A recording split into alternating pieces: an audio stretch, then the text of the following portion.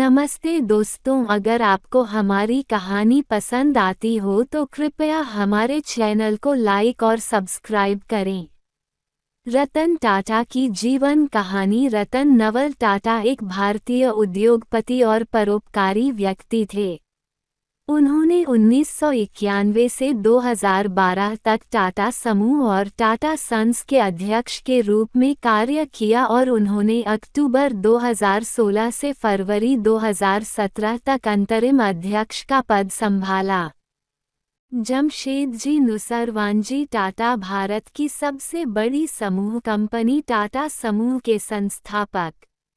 उनका विवाह हीराबाई डब्बू से हुआ था।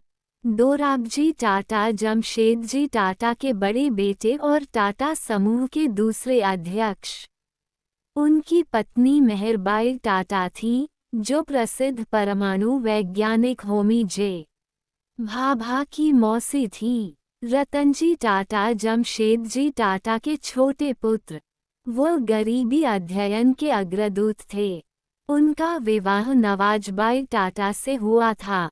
उनकी पत्नी ने एक अनाथ नवल, जो हीराबाई टाटा के पोता थे, को गोद लिया और उसे अपने बेटे की तरह पाला। नवल टाटा नवाजबाई टाटा के दत्तक पुत्र। उनके जैविक पिता होरमुसजी टाटा थे। उनकी नानी हीराबाई टाटा की बहन थी। 28 दिसंबर 1937 को बम्बई, ब्रिटिश भारत, वर्तमान मुंबई में जन्मे रतन टाटा, नवल टाटा और सूनी कमिसारिएट के पुत्र थे।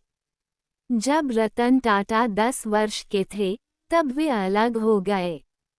इसके बाद उन्हें उनकी दादी नवाजबाई टाटा ने जे.एन. पेटेट पारसी अनाथालय से उन्हें गोद लिया।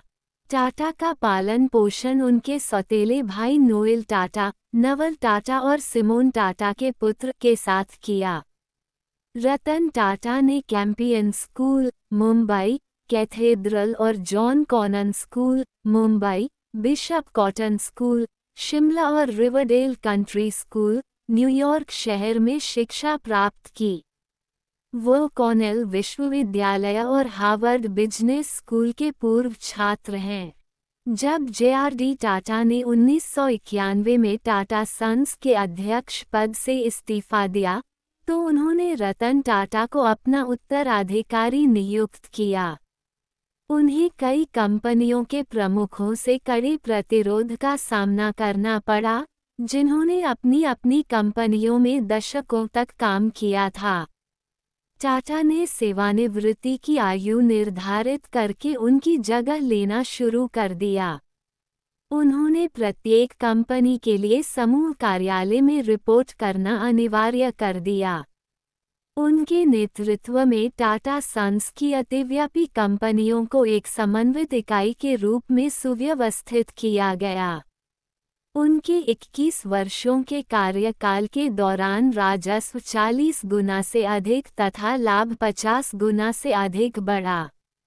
उन्होंने टाटा टी को टेटली, टाटा मोटर्स को जगुआर लैंड रोवर तथा टाटा स्टील को कोरस का अधिग्रहण करने में मदद की, जिससे ये संगठन मुख्यतः भारत केंद्रित समूह से वैश्विक व्यवसाय में परिवर्तित हो गया। उन्होंने टाटा नैनो कार की भी संकल्पना तैयार की थी। कार की कीमत ऐसी रखी गई थी, जो औसत भारतीय उपभोक्ता की पहुंच में थी। 75 वर्ष की आयु पूरी होने पर रतन टाटा ने 28 दिसंबर 2012 को टाटा सन्स के अध्यक्ष पद से इस्तीफा दे दिया। साइरस मिस्त्री को उनका उत्तराधिकारी नामित किया गया। हालांकि, निदेशक मंडल और कानूनी प्रभाग ने 24 अक्टूबर 2016 को उन्हें हटाने के लिए मतदान किया और रतन टाटा को समूह का अंतरिम अध्यक्ष बनाया गया।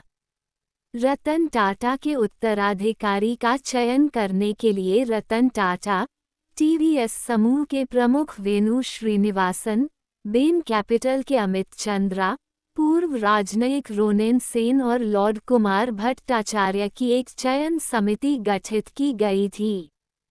समिति ने 12 जनवरी 2017 को नटराजन चंद्रशेखरन को टाटा सन्स का अध्यक्ष नामित किया।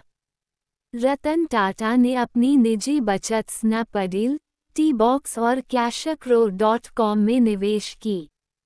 उन्होंने ओला कैब्स, शियोमी, नेस्टवे और डॉगस्पॉट में भी निवेश किया। शिक्षा, चिकित्सा और ग्रामीण विकास के समर्थक होने के नाते रतन टाटा ने चुनौतीपूर्ण क्षेत्रों में बेहतर जल उपलब्ध कराने के लिए न्यू साउथ वेल्स विश्वविद्यालय के इंजीनियरिंग संकाय को सहयोग दिया। टाटा शिक्षा एवं विकास ट्रस्ट ने $28 मिलियन का टाटा छात्रवृत्ति कोष प्रदान किया था, जिससे कॉर्नेल विश्वविद्यालय भारत के स्नातक छात्रों को वित्तीय सहायता प्रदान कर सके। वार्षिक छात्रवृत्ति से एक समय में लगभग 20 छात्रों को सहायता मिलती थी। टाटा समूह की कंपनियों और टाटा चैरिटीज ने 2010 में हार्वर्ड बिजनेस स्कूल (HBS) को एक कार्यकारी केंद्र के निर्माण के लिए $50 मिलियन का दान दिया था। टाटा कंसल्टेंसी सर्विसेज (TCS) ने संज्ञानात्मक प्रणालियों और स्वचालित वाहनों पर शोध हेतु कार्नेगी मेलन विश्वविद्यालय (CMU) को $35 मिलियन का दान दिया था। ये किसी कंपनी द्वारा दिया गया अब तक का सबसे बड़ा दान है और 48,000 वर्ग फुट की इमारत को TCS हॉल कहा जाता है। टाटा समूह ने 2014 में भारतीय प्रौद्योगिकी संस्थान, बॉम्बे को $950 मिलियन का ऋण दिया गया और Tata centre for technology and design (TCTD) का गठन किया गया। यह संस्थान के इतिहास में अब तक प्राप्त सबसे बड़ा दान था। टाटा ट्रस्ट्स ने भारतीय विज्ञान संस्थान, न्यूरोसाइंस सेंटर को अल्जाइमर रोग के कारणों के अंतर्निहित तंत्र का अध्ययन करने तथा इसके शीघ्र निदान और उपचार के लिए तरीके विकसित करने हेतु $750 मिलियन का अनुदान भी प्रदान किया।